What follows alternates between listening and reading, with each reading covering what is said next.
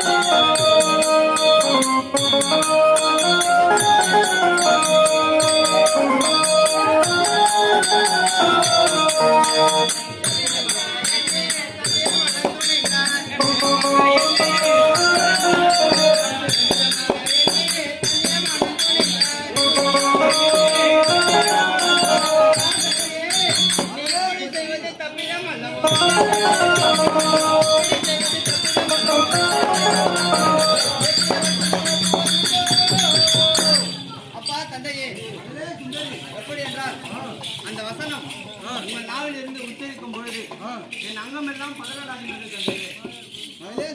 அப்பா தந்தையே அப்படி எல்லாம்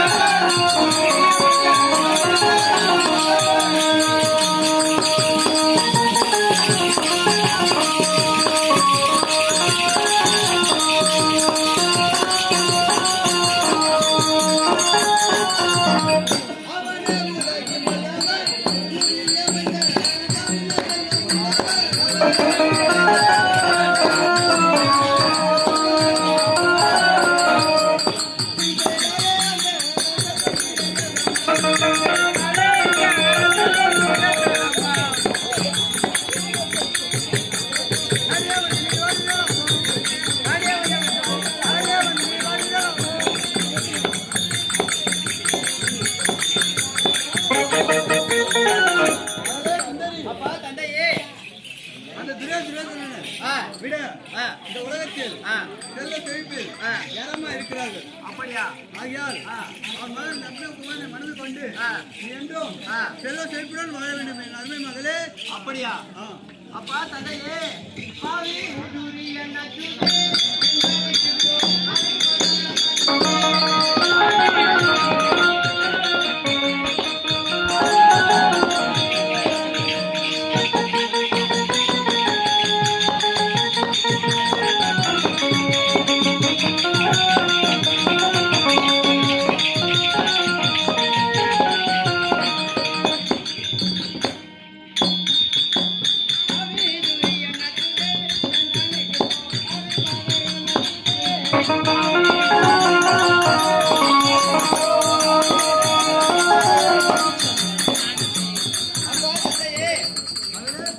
எப்படி என்றால் அந்த குடும்பாவின் பெயரை உன் நாவை நீங்கள் உச்சரிக்கும் பொழுது எனக்கு ஆவையெல்லாம் பதிலாகின்றது தந்தையே.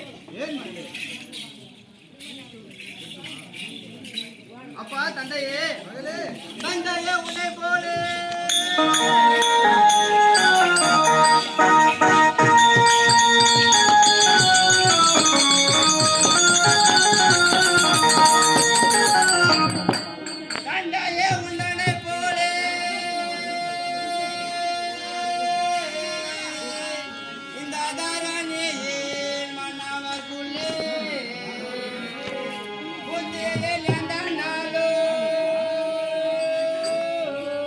அப்பா பொன்னாசை கொண்டோரில்லை.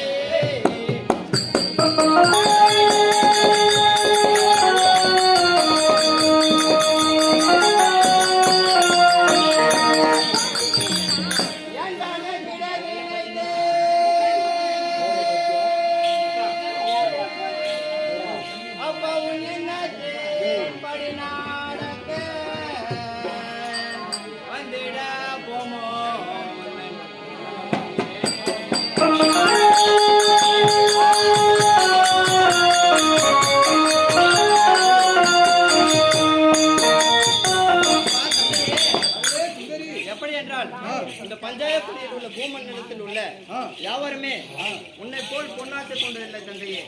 மகளே சுந்தரி, அப்படி இல்லை மகளே.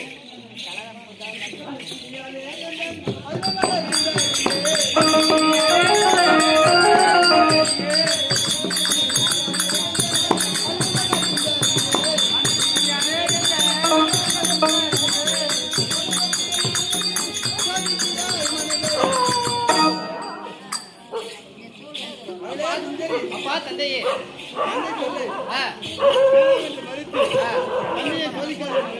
அப்படியா? அப்பா தந்தையே தங்கை மகன்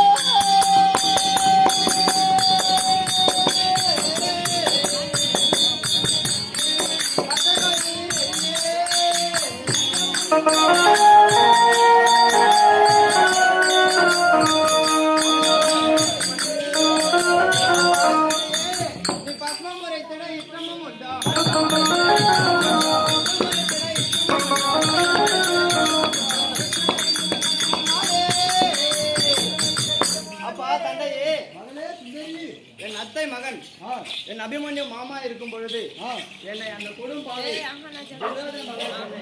கொடுப்பது நல்லதல்ல தந்தையே. அப்பா தந்தையே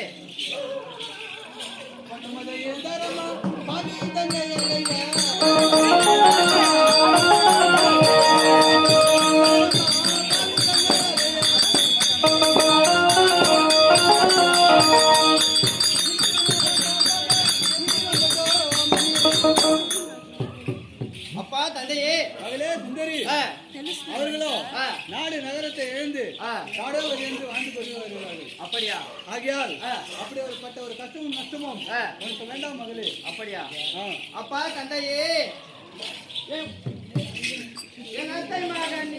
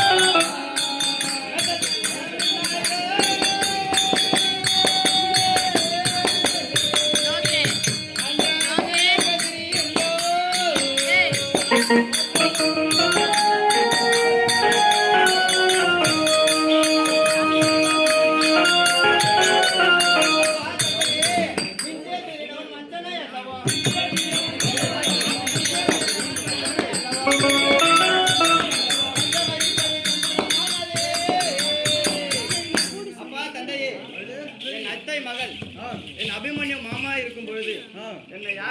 விடுவார் தந்தையே. எப்படி என்றால் அந்த துரியோதனாகப்பட்டவன் செல்வத்தில் மிகுந்தவனாக இருக்கின்றான். ஆகையால் என்னை அவன் மகனுக்கு கொடுக்க என்னமாய் மனம் துணிந்தீர் தந்தையே. அப்பா தந்தையே, கண்டதோர் அறிவாயின்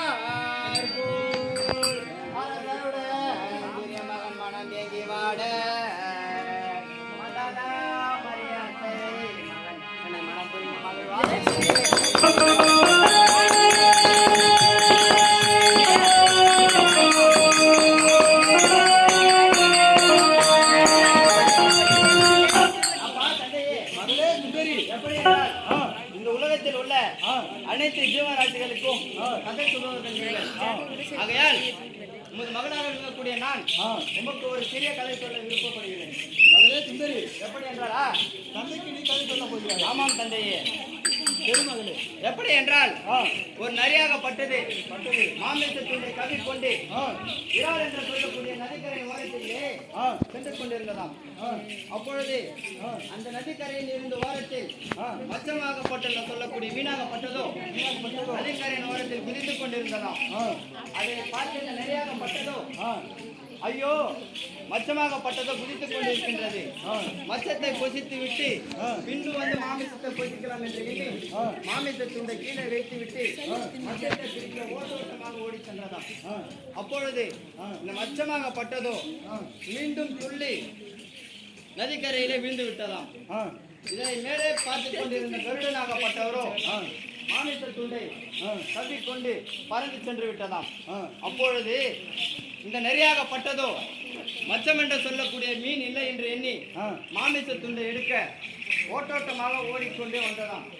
அப்பொழுது இந்த மாமிச துண்டை மேலே பறந்து கொண்டிருக்கின்ற கருடனாகப்பட்டதோ எடுத்து சென்று பறந்து விட்டது. இதை பார்த்த நரியாகப்பட்டதோ ஓ என்று வானத்தை பார்த்து ஊழையிட்டு அழுது கொண்டே இருந்ததாம். அதுபோல் என் அத்தை பெற்ற மகன் என் அபிமன்யு மாமா என்னை அதிகாலையில் வந்து என்னை திருமணம் முடிக்கத்தான் போகின்றார். அந்த துரிய மகன் மனம் ஏங்கி வாழதான் போகின்றது. இதை நீங்கள் பார்க்கத்தான் போகின்றீர்கள். இது சத்தியம், இது சத்தியம், சத்தியம். மகளே சுந்தரி, அப்பா தந்தையே, ஏமாற்றி வந்து நன்றி கழிக்கிறார். நடப்பது நடந்தே தீரும். விடிய காலையில் பார்த்து போகலாம். நீ சென்று ஓய்வு. அப்படியே ஆகட்டும் அப்பா. அதே மதம் ஐயா பகவானே, மதவா என் மகளின் மனதை அறியவே இந்த நாடகம் புரிந்தேன். அப்படியா? என் மகள் யார் நீங்க?